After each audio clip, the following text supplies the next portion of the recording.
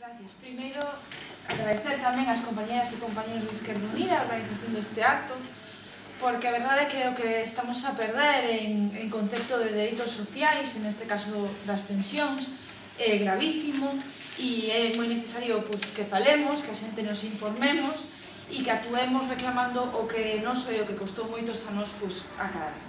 Agradecer tamén a vosa presencia hoxe aquí e o vosso interese polo tema. A reforma das pensións que o goberno do Partido Popular ten entre mans ten dous obxectivos claros. O primeiro, evidentemente, recortar as propias pensións, recortar as contías e continuar desviando eses cartos que son de todas e todos a pagar a débeda dos bancos. Esa débeda que as persoas normais non causamos e que se está levando grande parte dos orzamentos do conxunto do Estado, pero tamén das comunidades, tamén en Galicia. E segundo obxectivo, contribuir ao engorde dos plans de pensión privados. Evidentemente, estes recortes fan que haya máis xente que tema pola súa futura pensión e opte con esa amenaza de facerse cunha pensión privada ou cun plan de pensións ante o medo de quedarse sin nada. Ese é, evidentemente, un dos obxectivos tamén. E facilitar o negocio dos bancos. É dicir que, por un lado, nos cobran mediante os rescates, os cartos que son de todas e todos, que son cartos públicos, e por outro lado queren todavía máis parte do pastel e pretenden que ademais suscribamos pensións privadas. E non en van, como moitas e moitos de vos sabedes, e o mellor xa vos aconteceu algunha vez, se imos a pedir algún crédito ás entidades bancarias, é habitual que incluso nos condicionen a concesión dese préstamo, dese crédito, a asinatura dun plan de pensións. Todo isto explicará despois mellor o compañeiro. E o que quería destacar é que obviamente todas estas medidas van encamiñadas a rescatar a crise financiera dos bancos e das grandes empresas, como xa sabemos. A banca española leva inxetados dende o 2009 61.000 millóns de euros, que se di pronto, pero son moitísimos cartos, unha auténtica barbaridade. E o FROB, que quen debería encargarse da viabilidade das entidades financieras, xa dá deses cartos perdidos 36.000 millóns de euros, deses que lle deixamos todos nós e todas nós os bancos, e lle deixamos nós porque son cartos públicos. A verdade é que é un auténtico escándalo é a política criminal destes gobernos que están ao servicio da troika.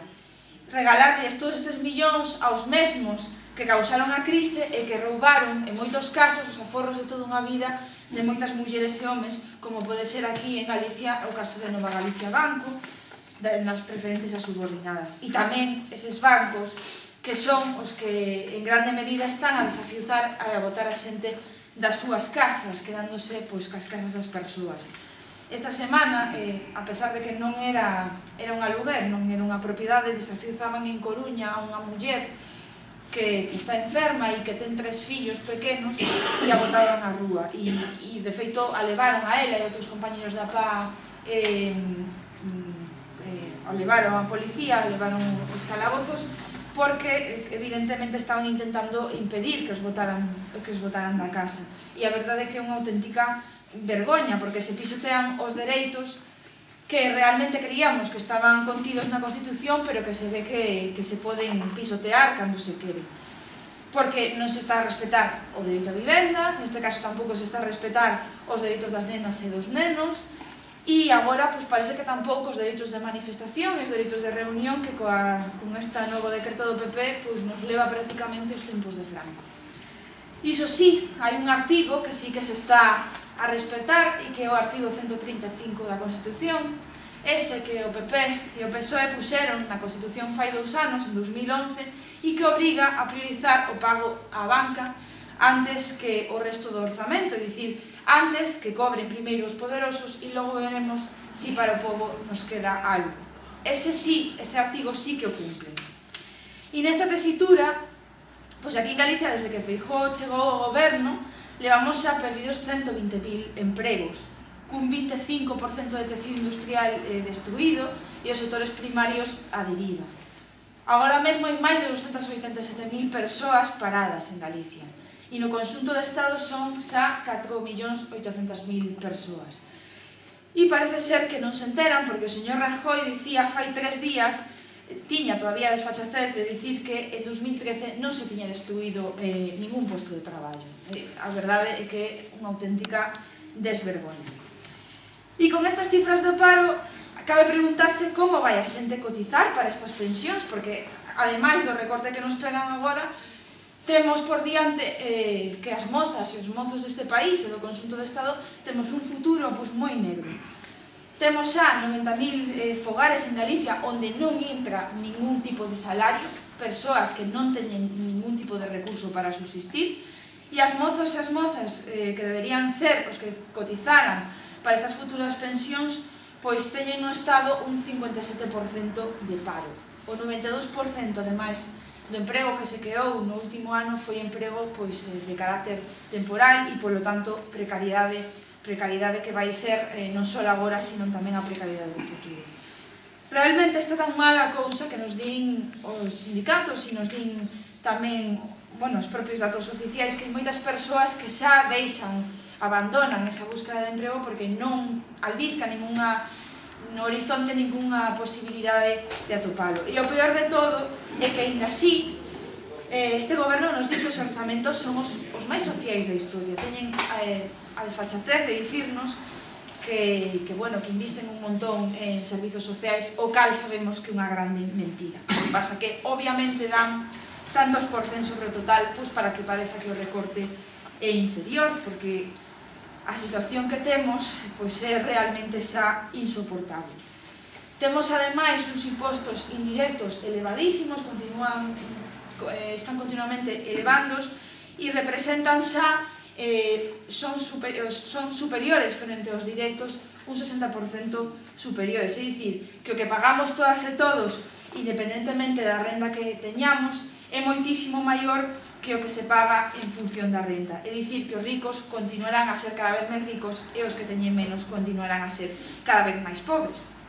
O peor é, que, aínda por enriba, nin sequera a totalidade dos orzamentos que temos para 2014, nin os anteriores, son para o de todos e todas, para o público, porque desa parte que nos queda, temos que descontar que grande parte da sanidade, da educación e dos servicios sociais se lle dan para empresas privadas. E nesta tesitura, moitas e moitos pensionistas que están e que estades a ter que alimentar a parte ou a totalidade das familias, claro, realmente están nunha situación tremenda, porque en moitas casas as persoas non traballan e é esa pensión a que sostén a esos nenos, esas nenas e a esos adultos dese fogar. E aínda así continúan machacando con máis recortes, porque estamos vendo como repagan os medicamentos, que xa levamos 1 ano e medio con esta medida. Agora hai que pagar tamén, desde xa fai tamén máis dun ano, máis de 400 medicamentos que saíron fora de catálogo, e evidentemente as persoas que se afectan máis é as persoas enfermas crónicas, que suelen ser en grande medida moitos e moitas pensionistas.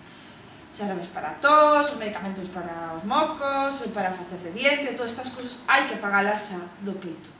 Incluso o reembolso das próteses, que sabedes que agora mismo hai que pagalos por adiantado. E outro día fai 2 días, estaba participando nunha charla no Barbanza, en Ribeira, sobre sanidade pública, e nos dicían algún farmacéutico que, claro, que a xente estaba sin posibilidade de adiantar eses cartos e que se estaban quedando sin acceder a eses servicios, senón quen vai a poder pagar, por exemplo, o custe dunha prótesis de man, dunha prótesis de perna, que poden costar incluso 6.000 euros, o sea, ninguén pode adiantar iso, nin sequera o das caídas de rodas, que pode ser un adianto de 150 euros e que moita xente non dispón nin sequera deses cartos e é imposible para eles. E dende o Partido Popular que se fai? Pois frivolizar co asunto, frivolizar cos recortes. Onde na Comisión de Sanidade e de Políticas Sociais nos decía a Secretaria de Igualdade que era mentira que subiran os prezos das escolas infantís, que o que se fixera fora asustalas o incremento do IPC. O sea que continúan todavía con eufemismos, víndose na cara da xente das penurias que están a pasar as persoas. No pleno desta semana, a Conselleira de Facenda dicía tamén, frivolizaba ca suba do canon do lixo, do canon de Sogama, que vai a repercutir directamente no peto das galegas e dos galegos, e nos dicía que total, que solo era un euro. Algo que para ela, evidentemente, debe ser pouco, pero, como recordamos durante o pleno, un euro é 1,5 litro de leite, comprar 1 kilo de azúcar, comprar 2 kilos de fariña, algo que é esencial no día a día de calquer persoa, obviamente. Igual que frivolizan tamén cos repagos na farmacia, que nos din que só son 3 ou 4 euros, etc. A eles, realmente, o sufrimento que está pasando a xente lles importa ben pouco. E logo nos din a nos, a oposición, e concretamente aos compañeros e compañeras da Alternativa Galega de Esquerda, que vivimos nos noutro mundo. En resumo, xa para dinamizar e para ir rematando, un ataque continuo ás clases populares que agora se ceba unha vez máis coas pensións, esas que, como xa dixen, son desgraciadamente as que en moitos casos sosteñen a economía de moitos fogares ante a imposibilidade do resto de membros de ter ningún tipo de ingreso, porque non hai traballo. Se non fora por eses avós, por esas aboas, e en moitos casos tamén por esas pensións desas persoas enfermas, moitas persoas neste país non podería subsistir. Ante iso, que podemos facer? Continuar informándonos, correndo a voz, rebelándonos e seguir reclamando os nosos dereitos e, obviamente, non seguir votando aqueles que nos rouban a mans armadas e que son capaces de modificar a propia Constitución para que sexa prioritario o pago deste dereito. Falar xa concretamente do tema das pensións e da campaña que se está facendo contra o sistema público de pensións. En que consiste a reforma das pensións que vai a facer o Partido Popular e tamén a que iniciou o PSOE. Entón, o sistema público de pensións é unha conquista social dos traballadores. Dende fai un século, máis ou menos, empezaron todas as conquistas sociais dos traballadores que o Partido Popular agora queren desmantelar tanto o das pensións, o da sanidade, todo o queren desmantelar. Entón, para elo, utilizan unha serie de argumentos. O principal é que o sistema público de pensións é insustentable, que non se mantén, que vai a quebrar o sistema de pensións. Isto tamén o dixo o goberno anterior, o do PSOE. Entón, para elo, utilizan estudos de supostos expertos. Xa no estudos, claro, que contratan os bancos, por exemplo, contratan uns expertos e fai un estudo sobre o sistema de pensións. Os expertos van a dicir o que lle manda, o que lle paga. Xa no ano 93 se vaticinou que no ano 2000 iba a estar quebrado o sistema público de pensións. Pasou o ano 2000, non quebrou. O 2013 non quebrou o sistema público de pensións. Utilizan tamén datos sesgados, e últimamente na prensa está salindo moito, ademais, como é que o aumento da esperanza de vida pasou de 77 anos, creo que a 87, que aumentou 10 anos, non? Entón podemos pensar, carai, os pensionistas van a estar cobrando o doble de tempo, pero a esperanza de vida é a media da esperanza de vida de todas as persoas. Este aumento de esperanza de vida, máis que producirse polo aumento do que vivimos, se produce pola baixa mortalidade infantil, que sí que é verdade que as persoas viven máis e van a estar cobrando máis tempo a pensión, pero a principal causa deste aumento de esperanza de vida é a baixa mortalidade infantil. Utilizan tamén un argumento que é que non podemos estar pagando tanto diñeiro para os pensionistas. No Estado español actualmente se utiliza para as pensións un 10% do Produto Interior Bruto. A Unión Europea calcula que no ano 2050, que vai a ser o pico de poboación cando hai máis pensionistas, en España se pagará un 14% do PIB en pensións, que é menos do que actualmente se utiliza para pagar en pensións en Francia ou en Italia. É prácticamente igual que o que se paga na Unión Europea actualmente, que é un 13% do Produto Interior. Entón, se utilizan unha serie de argumentos para convencernos de que é necesaria a reforma das pensións. Reforma das pensións que consiste basicamente en que teñamos unhas pensións de beneficencia que nos den para comer e nada máis, e o que quera ter unha pensión digna teña que contratar un plan de pensións, é dicir, transferir diñeiro do privado ao público.